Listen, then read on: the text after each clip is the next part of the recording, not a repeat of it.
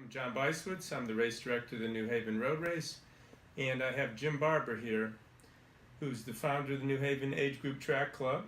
He's also started every New Haven Road Race Kids Run, and Jim also coached at Southern Connecticut State University track and field for a number of years. I'm glad to talk to you today, Jim. Oh, it's a pleasure. Can you tell me a little bit about your first year with the New Haven Road Race, or what it's been like starting all the New Haven Road Race Kids runs? I think this is probably our 30th New Haven Road Race Kids run. Probably so. I can't say for sure, but those numbers sound good to me. But it's interesting because having been around since the very first year when Worldwide now kind of helped Carl Nasty put together the finish line, and then to watch the road race grow the way it has, which really is, I've always felt like it was a community event. Right. I never felt like the road race was, a track and field event. I always felt like it was an event that really brought people into the city of New Haven who may never have crossed those borders. So for me, it's always been, a community involvement, engagement kind of process. And, it's the kind of thing that makes you feel good to be a part of. The children's race, I'm delighted about that because, years and years ago when a number of parents helped me to establish New Haven Age Group Track Club, Mm-hmm. To see the road race, which originally was adults, Yes. acknowledge the fact that there was a place for kids. It didn't make a lot of sense for, Well, when it was started, it was a 20K, so 12.4 miles was a long, it was a long way. long way to That's go true. for a kid. Absolutely. But now we have a half-mile kids race, and Yeah. there's all kinds of activities for kids, inflatable amusements, clowns, lots of things to do for families. At It's the a New family Haven day. Race. Right. It really is a family day. Yeah. But just to see the youngsters involved, to me, does my heart good because that kind of involvement really makes you feel good. Years, John, when kids were just standing on the green, waiting for the parents to finish their race with nothing to do, didn't make a lot of sense. And I remember Ann Calabresi and I having a discussion about that, saying, look, isn't there something that we can, do in addition to what was happening on the Right. green, but give the kids an opportunity to do the same thing that, that their parents were involved in. And so when you guys, New Haven Road Race Committee decided, yes, that's an important addition to what you're doing. Right now, over 500 kids running the kids race on Labor Day. And it's incredible.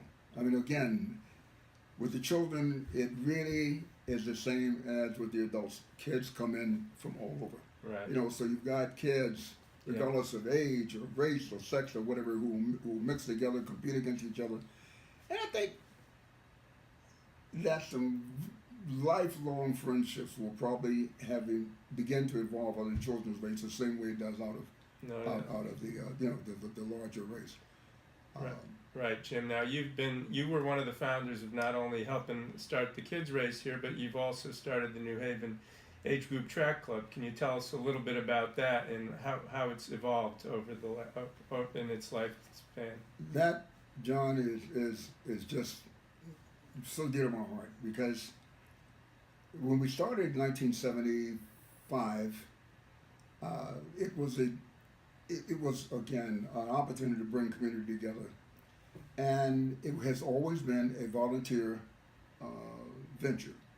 And so when we started in 1975, and the parents immediately began to step up and take responsibilities for everything to keep the program alive, from fundraising to learning how to coach to learning how to officiate.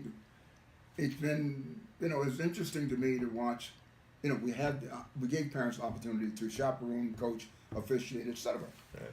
And actually, we had a parent who officiated every single competition that we were involved in, who became an official at the LA Olympics.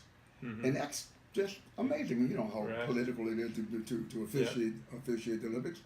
But it's the commitment by parents to keeping a program alive on a volunteer basis without pay that I just think incredible. And From 1975 to And 2017. you've had a number of kids who've been quality Division I athletes who started in that program who may never have run, being it not be for your program. One of the kid who was a walk-on at University of Pittsburgh, okay, who became captain of Pittsburgh's women's cross-country team, came through New Haven Institute Track Club. You know, I mean, kids who've gone to Harvard, James Madison, Yale, Pittsburgh, BU, BC, and Penn Division State. II and Division III schools. Yeah,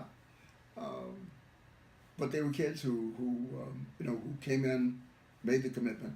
Okay, because like the one thing about track and field, which is that you can almost find an event for every kid if you really take the time to do that. So it's given kids an opportunity who may not have had an opportunity in any other sport. Mm-hmm. You know, and the commitment by parents who wanted to learn how to become coaches of a particular event, not overall coaches, but try to become, you know, as much of an expert as possible, made it possible for a number of kids. We had probably close to 5,000 youngsters to come through the program, Mm-hmm. which is now, again, being run by adults and volunteers. It's been something that everybody in the community can be proud of. We appreciate you being involved with the race and the age group track club, Jim.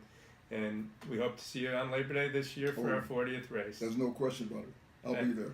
Thank you. See you in a couple weeks, Jim. Okay, John. Thanks.